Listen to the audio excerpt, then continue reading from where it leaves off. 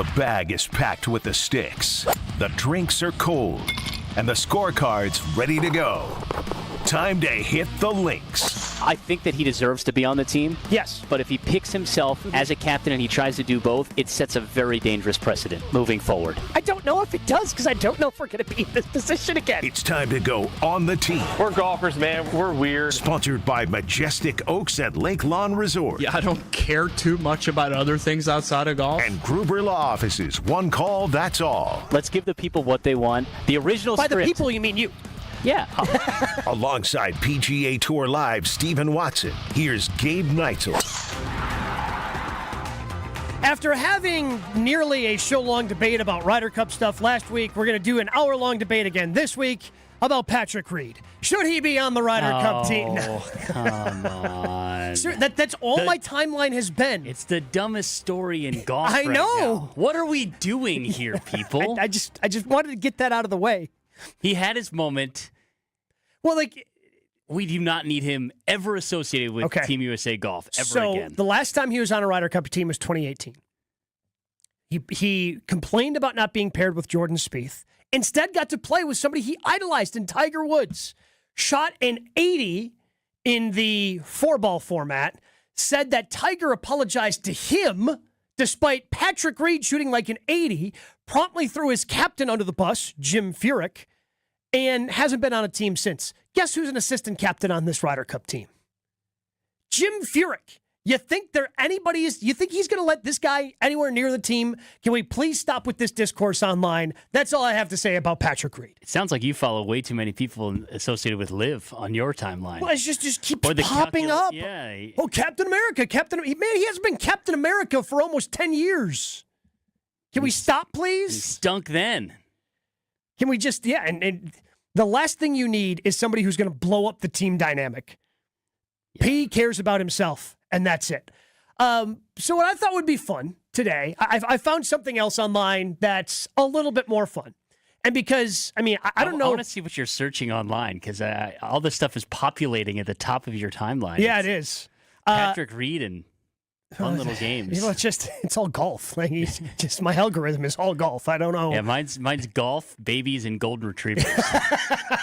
I've never felt closer to 40 in my entire life. Yeah, well, some of us are closer than we like to admit. But we also are going to be talking with Caitlin Moyer later in the show. Really excited to talk to her. She's got a great story at Wisconsin.golf that was near and dear to my heart because Horicon Hills, which is the golf course I grew up on, suffered some damage earlier this golf season when a tornado went through Dodge County, hit that golf course at Mayville Golf Club as well, which is a neighboring town up there in Dodge County. She wrote about how the communities rallied around those golf courses to help clean them up.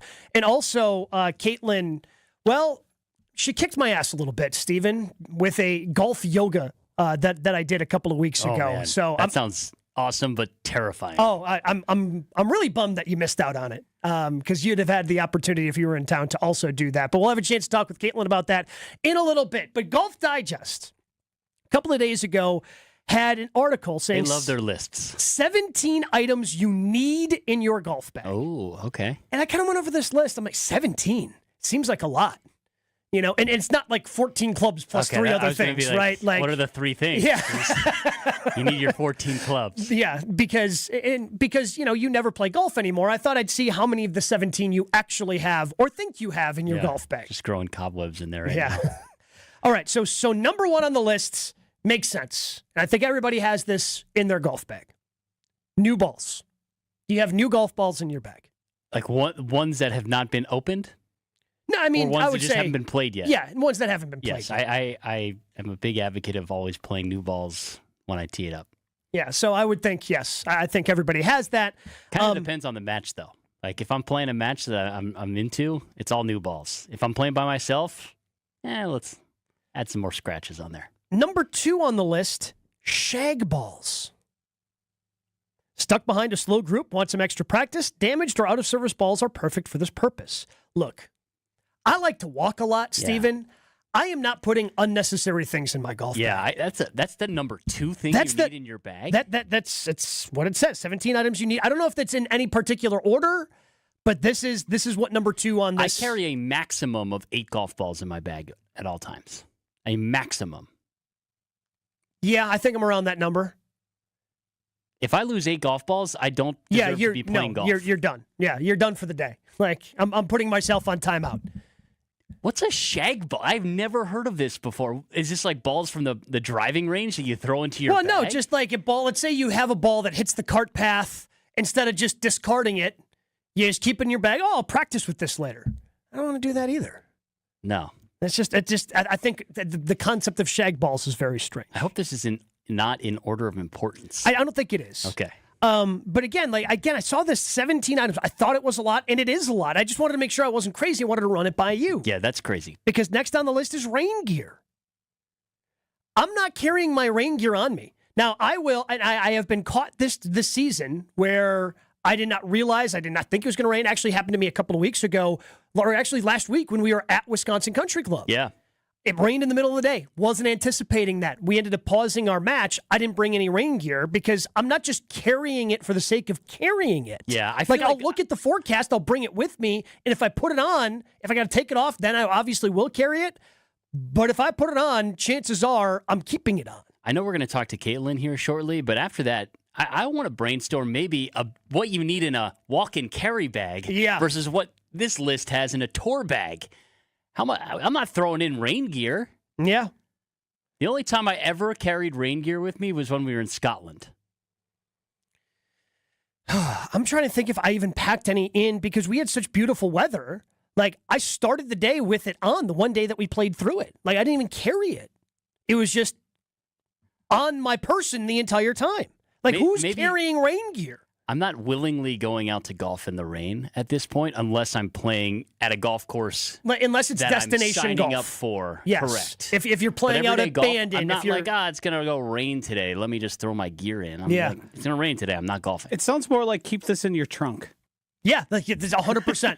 If it might rain. Or in your 70-pound tour bag. If somebody else is carrying it. But even then, like if I'm going out to Erin Hills, like I feel like I'm even more conscious about the number of things I have in my bag because I don't want the caddy at Erin Hills going, well, you know who what is they're going to this do. guy? They're going to hand you, you mind if we use our bag instead? Yeah, I don't want that. And I get that. Hey, you're the one carrying it all day. If you don't think I need this stuff, that's good confidence boost. The next one on the list, umbrella. Not carrying my umbrella. See, I used to have the umbrella on the bag because like my bag had a spot for it. Then again, I realized this is unnecessarily weighing me down. Like I don't need the umbrella unless it's going to rain. Now again, chance of rain, I'm 100% more likely to throw the umbrella on than I am to throw the rain gear in 100%. because there's a spot for the umbrella on my bag. Yeah, or you just slide it in like where your drivers would be. Like it's just so much easier to carry than because I have a pretty small bag. Who's golfing? The Hulk? The strongest man alive. Next on the list, business card. Oh, that's this list lost me there. Business card. What are we doing? Golf is a great backdrop for networking. Even if it's not a scheduled business affair, you never know who to meet on the course. Look, I don't even have business cards. I don't either. I can't tell you can't tell you the last time I had a business card. Next, first aid kit. What are we doing? How am I supposed to carry all of this in my golf bag? A first aid kit? I have a Band-Aid, and I have tape for my fingers if I happen to get a blister. Like, you know, the little rolly thing? This includes ibuprofen, bandages, wraps, lip balm, even a small knife for getting out splinters. Why am I getting a splinter on the golf course? What am I doing that I'm going to get a splinter? You like trip on the bridge walking? Well, this isn't 1901. I'm not playing with the hickory shafts. Hey, maybe a rake in a bunker? This next one I'll actually stand by. Sunscreen. Now, 100%. I typically don't keep the sunscreen in my golf bag, and maybe I should. Maybe I should because then I reapply. Like travel, 3-ounce sunscreens. Yeah, so Get a couple of them. I always have, and shout out to my wife for this because she is always on me about sunscreen. Like, you have to wear sunscreen. You have to wear sunscreen. You have to. Yeah, okay, I get it. So now I have sunscreen in my car. So I always spray before I start walking. I should probably have some to reapply at some point in the round as Josh DiMaggio is shaking his head at me vehemently, like, yes, you should be doing this. Yeah, I keep mine in my bag, and then I'll reapply sometimes 2-3 times, depending on how much sweat I'm doing out there. Yeah. So maybe I need to be better about that, but I will stand by, yes, you should have sunscreen at the very least in your car. Like, everybody needs to be wearing sunscreen. All right, the list is back on track. That was a good recommendation. Next on the list, so we finally found something else that Stephen Watson has in his bag. Sunscreen. Yes. I don't know how many in a row that was without any. Next, markers, as in like a way to Sharpie. mark your ball. Yeah, like a Sharpie. I have 3 colors. I used to have 3. I now only have 2 because I think it was through the WPGA, like a junior event, where I was helping out and they gave me like a thank you package. And it came with like 3 little Sharpies that I actually just keep on my bags. They're super light.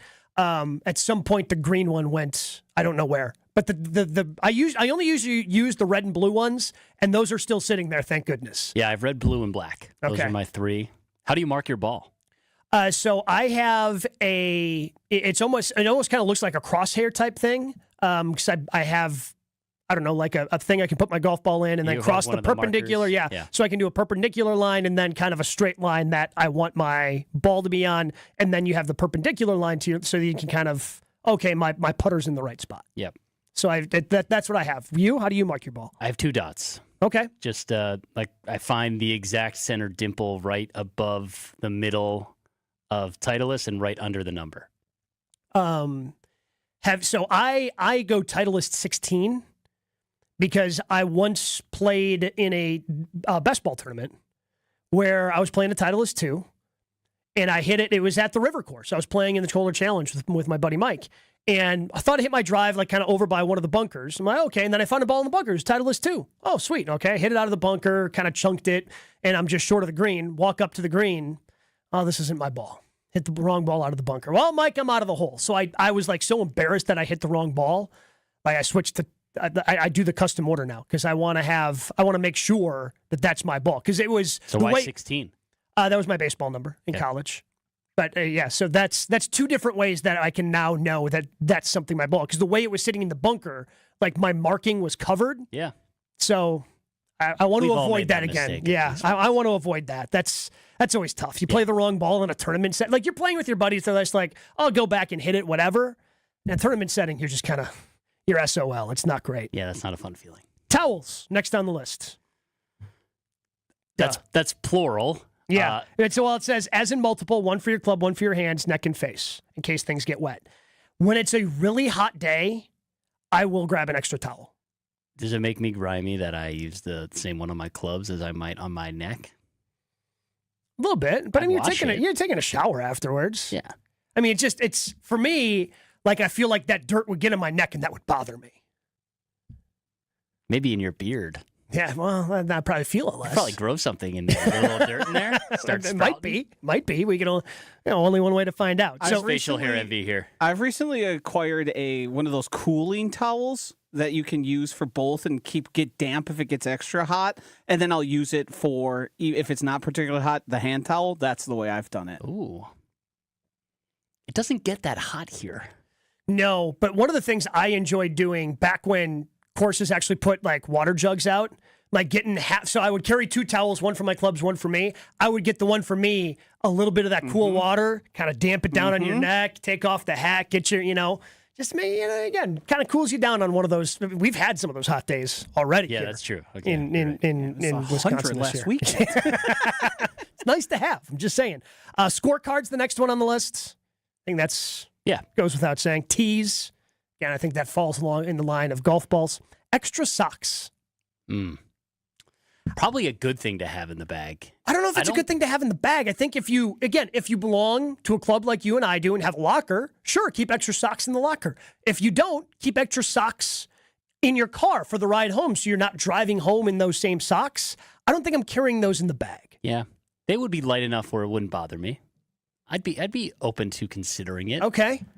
Have you ever have you played obviously 36 walking in a day before? Yeah. Did you change your socks in the middle? I did not. You should.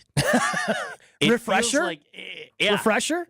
It feels like you're giving your feet pillows for your second round. I did three socks changes when I did the summer solstice at Sand Valley. How do you feel about cash? You carry any cash? I do. Okay. I feel like cash is still, like as every other place, including like we're in the Gruber offices, one call That's All Studio. So we have a part of the Market Hall. Market Hall is cashless. AmFam Field, cashless. Lambeau Field, like all these places with cashless. Yeah. Cash is still good on the golf course. Always good in the golf Cash course. Cash is good everywhere. Let's be honest. Well, but I can't walk out and buy a sandwich here with cash. I need to have my card. It's more for a tip. I do think more places need to adopt like a Venmo tip system, especially on a golf course. Say you're with a caddy and you don't have the amount of money, or you may have budgeted the amount of money you wanted for a caddy and you had a better experience and you want to go up a little bit. I feel like like a quick Venmo, we should be thinking about this. Maybe a little on the tee. I will say this, though. When I went to bet on the golf course, I prefer they pay in cash. It just feels better when your opponent hands you the cash versus just like, I'll Venmo you when I get home. Like, So here's a fun story for you real quick. Okay. Because it's a mutual friend of ours. All right. He took a lot of money from me in a match, birdied the final hole. We were playing Vegas. It got expensive. And, I in particular with him, because I've had to pay him so many times, I'm paying for his daughters to go to school now. I'll pay him cent by cent. Every day I'll give him a cent. And then eventually I'll send him the full. So that I appreciate. Like that's just to mess with him. That's just a good. I Venmo'd him 1 cent every day for a stretch of days, wondering if he would just give up on me. He never did. No. And then you send him the full amount. Yeah, I like that though. That's a good poke. That's a good little jab back.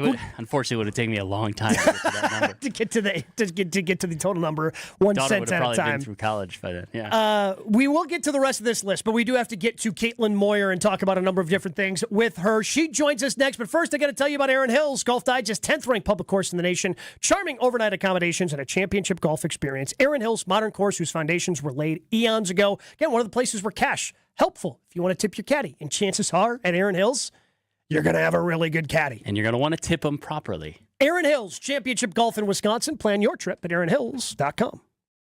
With 18 unforgettable holes, 250 acres of natural private land, the Bog provides the ultimate golf experience. Book your next tee time. Call 262-284-7075 or visit golfthebog.com. Enjoy golf. Enjoy the Bog. We're going to be out there in a couple of weeks for the ESPN Milwaukee Open. Steven and I going to be doing our British Open preview, Open Championship preview from noon to 2 from the Bog coming up in just a couple of weeks. But we're excited to be joined by Caitlin Moyer, who has, again, a lot of different hands in the world of golf communications company where she handles, again, she's a communications media director for a PGA Tour championship coming up in Minnesota at the 3M championship. Writes over at golf, Wisconsin.golf, also does golf fitness that we'll get to at the end of this. So Caitlin, thank you so much for jumping on and joining us. Absolutely. Thanks for having me. But where I want to start is your recent article at Wisconsin.golf, because it's very near and dear to my heart. Horicon Hills is in my hometown, and unfortunately, Horicon, Mayville, Dodge County had to deal with some damage. And the story that you wrote was just so heartwarming because it showed to me how golf can be that connective tissue for a community. Why were you writing about Horicon Hills and Mayville Golf Club at Wisconsin.golf? So I knew they had the damage. I know Gary had posted a few pictures in his Sweet Spot article. And then I ended up playing an outing at Horicon Hills on May 31st. And it was amazing to me to see how much had been, the damage had been removed and but how far they still had to go at that point. And someone mentioned to me there, the community has really stepped up. In particular, the Merkles have been great to the community, and the community has repaid that. And I think there's a story here. And I said, I do too. That's amazing. So I followed up on that, and sure enough, there was a bigger story than even I had imagined. And I think that, they didn't obviously post a lot of things like, our whole clubhouse, the roof is damaged and things like that. And what I wanted to be careful with the story was like, they're open. I want people to still go there. And actually there's less trees now that you have to navigate. So that's a good thing. But, and I knew Mayville had been impacted too. So I wanted to tell their side of the story. But yeah, it just really was from going out to Horicon Hills and seeing firsthand, the roof, the work that was being done on the roof and all the trees that were still down around the course and all of that. Caitlin, I was blown away just reading the article. They filled an entire day's tee sheet in volunteers. 200 volunteers who came out to help out these golf courses. I mean, what does that say about the communities and some of the people that you interacted with when doing this story?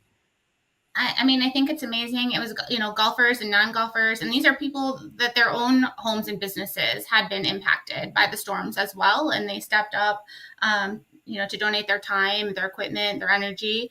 I think, the golf courses are a really important part of our community, whether you play or you don't. The center of activity, they have restaurants attached to them, and other amenities. So yeah, I think it's really, to me, a powerful story about the community and resiliency. Caitlin Moyer joining us here on the tee. You can follow her on social media at C Moyer. Where again, she's working on a number of different things. So what do you think that says that so many members of the community, and as you mentioned, non-golfers alike, came together? I mean, I know you dedicate a lot of your time to golf. Steven and I do this show because we love golf. Why do you think golf can be such a connective tissue in communities? Since I've gotten more involved in the golf industry over the last few years, that's been one of the things that's blown me away. It's a large community, but it's small at the same time.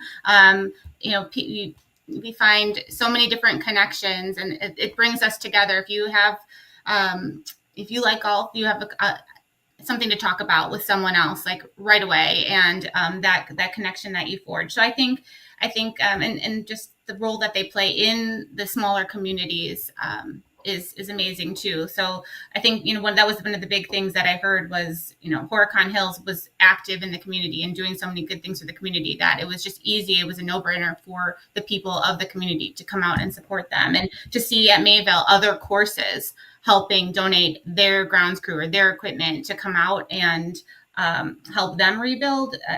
I thought that was amazing. Well, thank you so much for sharing that story, because I think it's a good reminder to us all about what it's about and how much your community matters, and just the selflessness that we saw from everybody in that area, and your willingness to share the story and really put that out there. I think that's what kind of makes the people in Wisconsin so special and this game so special.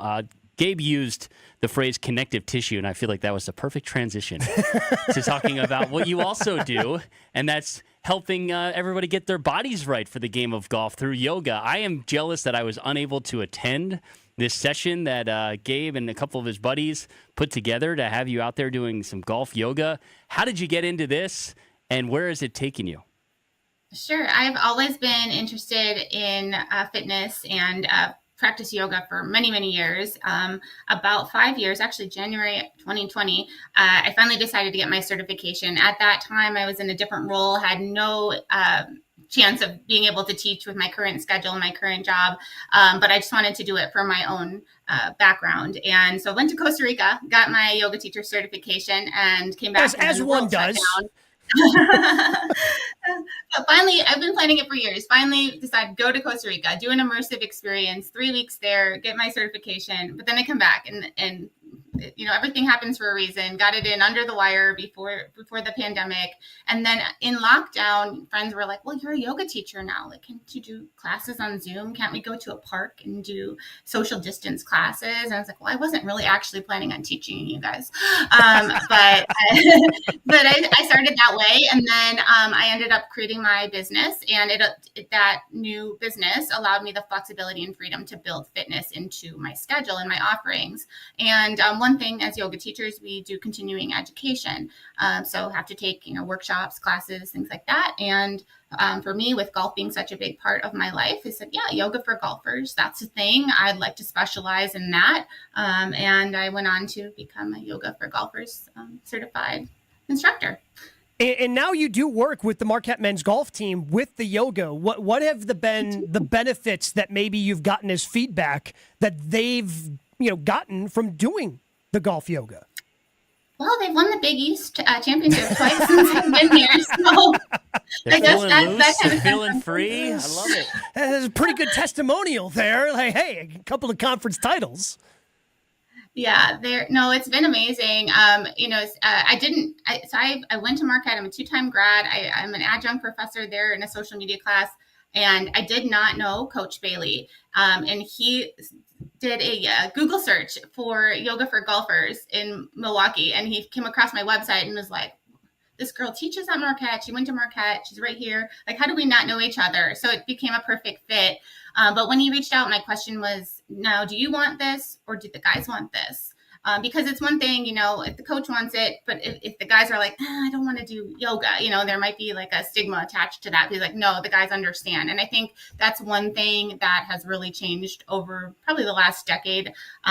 People see golfers now more as athletes. They see the work that they're putting in, and it's not that stigma attached to it anymore, and they see the benefits. So, mobility, joint range of motion, flexibility, strength, balance. There's so many ways that yoga can impact your life, not just for golf, but beyond that. All right, so I need some tips here. I'll be honest with you, Caitlin. I've tried yoga. It wasn't for me, and I think it's because of me. I know that it is good for me. I just don't have the attention span. I find myself just not being able to focus enough in a yoga class.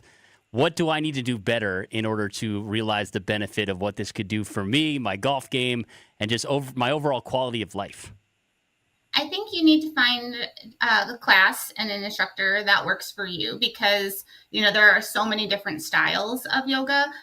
So if you were doing it and you knew it would help you improve your golf game and increase your recovery and prevent injury, you knew that the specific poses that you were doing were going to benefit you in that way, I think you'd have more of a motivation to do it versus maybe a class that's a little bit slower, more focused on meditation, and you're not seeing the direct benefits. So, for you, maybe, find a different instructor that resonates, or maybe just go on YouTube and search. I've got some videos on YouTube, quick little hits, flexibility for your hips, upper back, pre-game routine, that kind of stuff, and start small there. You don't necessarily have to go to a 60-minute, 75-minute class to reap the benefits. If anyone just added 10 minutes of stretching a day, even just stretching in any capacity, I think you'd start to see some benefits.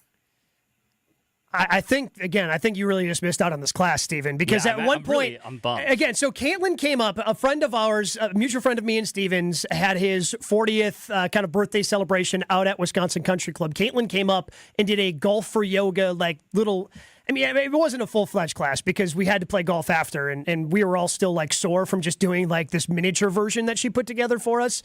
But there was a level of an element of competition, because at one point, our friend Rob Jansen from the WSGA asked Caitlin, hey, who's doing the best? So I think having that element of competition would certainly help you out, Steven, if it's just a bunch of your friends all in the same class. Caitlin, do we have video of Gabe doing yoga? There's no video. I need it. Oh. Maybe check the security cameras at the club. Just for personal. For content. So, Caitlin, we were also just talking about items you need in your golf bag. Is there one thing in your golf bag that you absolutely need? Oh gosh, I was listening to you guys talk about. I'm I have everything you mentioned in there. I don't probably need half of it, but my golf bag is so overloaded. It's crazy. Do you have full rain gear? No, I do not, because I don't carry rain. Steven got nervous there for a second. I just don't trust people who carry that much. If the forecast is if I become an amateur meteorologist, as most golfers, if there's a chance I'm out. Caitlin, how can people find out all the great things that you're doing in the game of golf? They can go to my website, CaitlinMoyer.com. That's CaitlinMoyer.com. You'll see all my communications and marketing stuff, but then there's a yoga tab on there. You can link to my YouTube with some of those videos that I mentioned, and keep an eye out for upcoming workshops and classes and things like that. Caitlin, certainly appreciate the time. I'm sure we'll probably talk to you again before the golf season's out. I would love that. Thank you guys so much. Yeah, thank you. I'll be booking an appointment here shortly. Caitlin Moyer joining us here on the tee. And I do want to tell you about our friends at X Golf inside American Family Field. There's watching the Brewers, then there's watching while golfing at X Golf inside American Family Field. Book a sim bundle for $70 per person, or go big with the sim double play for $50 per person. That includes a game ticket, 2 premium sims, and seating for your group. Just 22 people minimum. Prices are crazy low, and group options are endless. Plus regulars. Grab the $100 season membership for 50% off sim time all season long. Book your game day golf at X Golf inside American Family Field. Open to the public 7 days a week.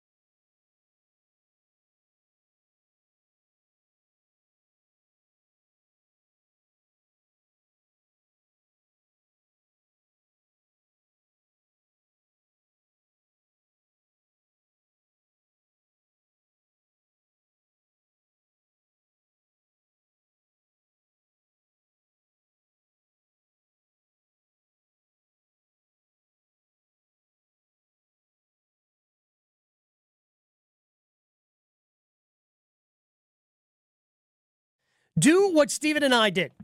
Join Wisconsin Country Club. If you're looking for a great place that you are going to absolutely love playing, and look, we love playing that golf course. It is in prime condition. Ooh, baby. Oh, got a chance to play member this weekend, Steven. They got him cooking? Oh, the course is in really good shape. I can't wait. We got member guests coming up here soon as well. The course is in prime condition. But maybe you're somebody like myself and Steven. As much as we love to play golf, don't always have time to get out there. That's where I think our practice facility there is fantastic. Yeah, it's one of the best in the area. It has everything you could ever want. You have a long driving range. You have a multiple putting greens. You have a chipping area. It's a good place to work on your game. I need to put a little more emphasis on that part of the experience of Wisconsin Country Club. Especially you got a wedge tip this week. Now you can work on that in the little short game area. Yeah, we're working through some things. Right. No assessments, no food and beverage minimum. It's just an incredible, challenging course. Top-tier amenities like tennis, pickleball, and pool. Get started today, thewisconsincountryclub.com. It's just a fairway away. Do want to give a big thank you to Caitlin Moyer for just joining us. Check her website out, caitlinmoyer.com. Our conversation with Caitlin, gem of the week. Because, well, I mean, she's writing great stories. She's doing other great things in the golf space. Gem of the week brought to us by our friends over at the Jewelry Center. Engagement rings, wedding bands, gifts for that special someone, even repairs. It all happens at the Jewelry Center. Visit any of the 3 locations, Greenfield, Brookfield, and Burlington, or online at shoptjc.com. I need to put you right on the spot. Give me one move that she was working on with yoga that you're like, I need to incorporate this every single day in my life. Oh, my goodness. That is... Because my back is so tight right now that I literally wish she was in studio with us and could demonstrate. Oh, so she had a number of different ones, kind of going back to just kind of basics of just kind of raising your back up a little bit. Yeah. But the one tip... As I sit here slouching. Yes, yeah. right. But the one tip that she did give us that I've actually incorporated, it wasn't even about the yoga class. It was... when you get home after a long day of like walking, if you one of those days, maybe you walk 36 or you're just walking 18, like laying with your back flat on the ground and then you put like your legs up on the wall, like where they're just pressed up against the wall and you just sit there, if you look on social media, watch TV, whatever, just having that blood kind of flow from the bottom of your feet back towards, your chest. And that's been really helpful in terms of recovery. That's been fantastic. Ooh, so that's one of the tips that she gave us that and seriously, like my quads were on fire after doing the yoga that she had us do. Just was not good ready yoga for it. touches muscles you didn't know existed in your body. It was a good reminder that I used to be an athlete. Once upon a time, this might have been easier than it is right now. But also a reminder that, hey, you're getting closer to 40, pal. Yeah. Maybe you start incorporating Change some your of habits. these. Yeah, start incorporating some of these different things. We had been talking about a list that's on Golf Digest about things that you need in your golf game. 17 items you need in your golf bag. Just to kind of close out that list quickly, they also suggest coins. I don't have any coins, but I have plenty of ball markers. Yep. And there's just saying coins for ball markers, not for paying off debts 1 penny at a time, like you said you like to. Gloves, I think, is an obvious one. Yep. How many gloves do you carry in your bag? I probably need to be better with always having a new glove in there. I probably have 3 used gloves that I rotate. I don't use new gloves enough. Every time I use a new glove, I'm like, gosh, I almost feel like I should be playing in a new glove every time I golf because of how good the club feels in there. But I just always forget because I'm running to the tee box. Wait, you have 3 gloves? Yeah, 3 like used gloves in just different See, I guess I just stages of use. Yeah, I have 1 glove in the rotation. At Doesn't any mean I use it. It's all crumpled up in the bottom of my bag. But I don't know, in case I have a really sweaty day Yeah. and my hand gets too sweaty, I always like to have multiple, even if they're used. But I wear 1 glove until I just drive it into the ground and it can't be worn anymore. Like, that's it. I also, so I did get a practice glove last year. I do have a rain year. glove after our experience in Scotland. That's one of my 3. So on really hot, sweaty days, rain gloves. I mean, not that you'd have to wear both, but I think having that 1 rain glove just kind of can also save gloves. I've only in used the them future. once, as we documented on the Jubilee together. Energy bars. Do you carry any food or yes. anything in your golf bag? Yeah, I'm a big believer of like a banana at the turn or a bar at the turn. That is worth the extra weight. I would agree, and I am terrible at doing that. Like, I literally have granola bars that are sitting in my cabinet at home that I'm like, oh, these are going to be perfect. Just throw it in the bag, and then you have one at the turn. Never actually put it in It's truly like a happy surprise when you open up the bag and you're like, I'm hungry. Is there anything in here? And you find the granola bar from maybe 2 years ago that still goes down okay. And I don't say I normally prepare for it. It's more of a nice surprise. Go to an outing and throw one in there, even though you might not be hungry in the moment. Oh, yeah. Surprise for later. Yeah. Especially if you're a walker. Yeah. Like, it just helps you give that little bit of energy to get over the finish line. Finally, the 17th item, water bottle. Again, I'm okay with having it. I think it's important to have. I drink a ton of water on the golf course. So I would say that is a necessary thing. Do I always remember to have one? No, but I drink a lot of water, so I'd be good with a water bottle. I have, because there's a spot in my golf bag for a water bottle, and I just keep one there.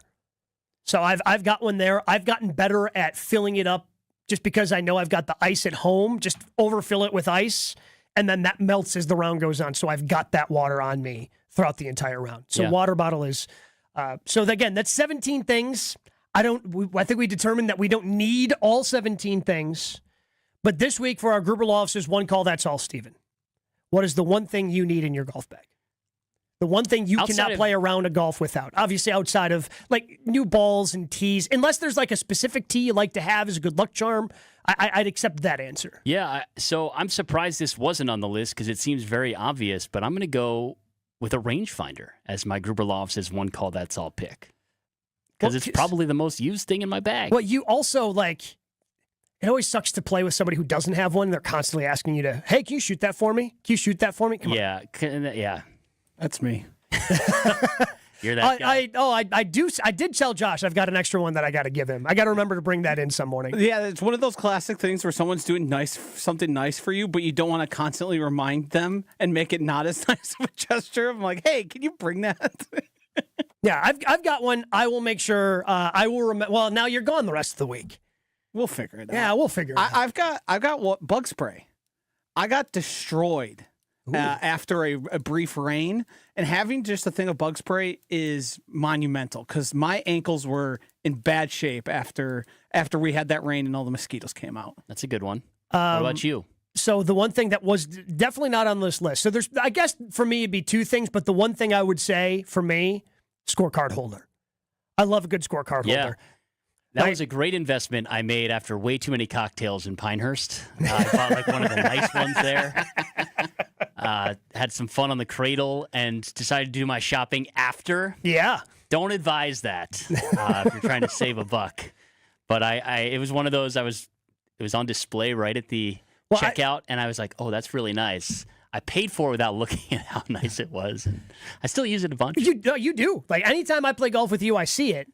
And that was the one thing I was on the hunt for that I really wanted in Scotland. I got one that I didn't love. And then right away when I came back, going back to the Kohler Challenge, they were giving them away. And I've got a really nice one that I like now from... The brown leather one? Yeah, leather one from Whistling Straits. So that's the one that I use all the time. That's a nice moment. I was really happy in Scotland how every course had a little something to give you as just a memento of your experience there. I wish more courses would do that here, not just big courses that you spend a lot of money on. I think that every course could have a little something that separates itself. I mean, that's where this whole thing started, because I got one from Kingsbarns when I had gone a couple of years ago. And that, I don't even know how, it fell out of my pocket late in the season. It's gone. Yeah. It's just gone. So I was on the hunt for a new one, and unfortunately didn't find one that I really like. But I've got a good one now. But that's one that I always like having, especially walking, having that thing in your back pocket. It's sweaty day. Yeah, sweaty day. Yeah, so it's not just, a mess of trying to grab that. We do have to talk about what Steven was doing this past weekend in terms of calling some golf for the Rocket Classic out in Detroit. Aldrich Potgieter, somebody that Josh DiMaggio became obsessed with over the last 24 hours because of how hard the man hits the golf ball. We dive into that coming up next, but I do want to tell you about Majestic Oaks, because you can discover a hidden lakeside course in beautiful Delavan, Wisconsin at Majestic Oaks. Tee off on a course with over 2 miles of lakefront where wide fairways and challenging greens await. And those miles of lakefront, you hit that early. Get beautiful views on 2, on 3, a great par 5. Steven and I got to experience that course. But honestly, it's really cool because when they talk about their family golf nights... I've never seen a deal like this. No. Everyone together can enjoy the game and enjoy kart, golf, drinks, snacks for under $15 a person. And they do it on the front nine, which is the scenic nine out there. It's so cool. What an awesome way to give back to the game. Yeah, and get kids involved. It's fantastic. So if you're ready to play, book your tee time today, LakeLawnResort.com and Majestic Oaks Golf Course. Wrapping things up on the tee, Steven was part of the PGA Tour Live broadcast team, part of the Rocket Classic in Detroit this past weekend, where we had a 20-year-old winner putting up impressive ball speeds. He was just driving it all over the ballpark and accurately. It was impressive to see. Yeah, that week accurately. He's kind of gotten away from him a lot this PGA Tour season. Oh. Aldrich Potgieter is fun to watch. I mean, he was averaging 192 to 196 mile-an-hour ball speed. That's outrageous. Absurd. That's a guy who probably does a lot of golf yoga.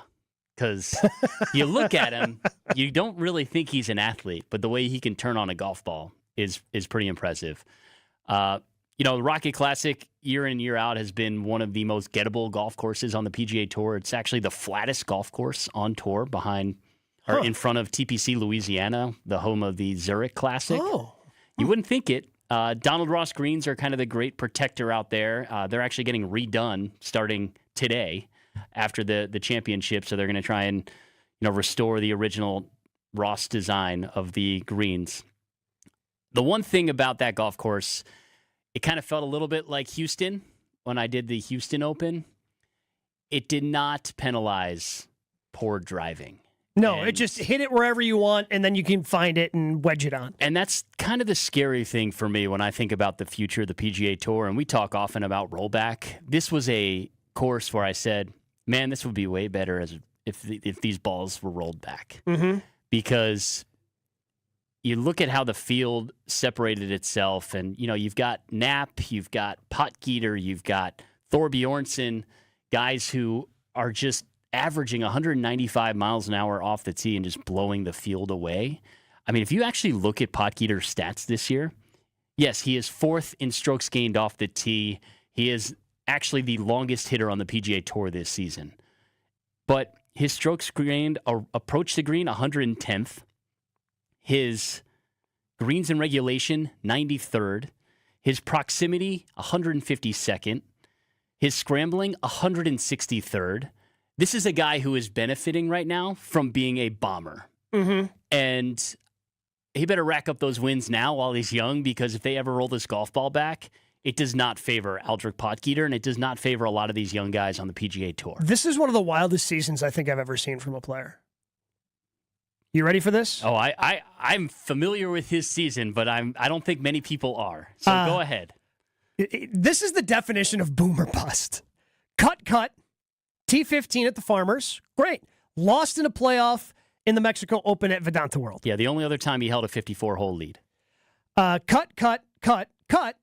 Valero Texas Open, T47. Cut. Charles Schwab Challenge, T6. Rocket Classic, win at a playoff.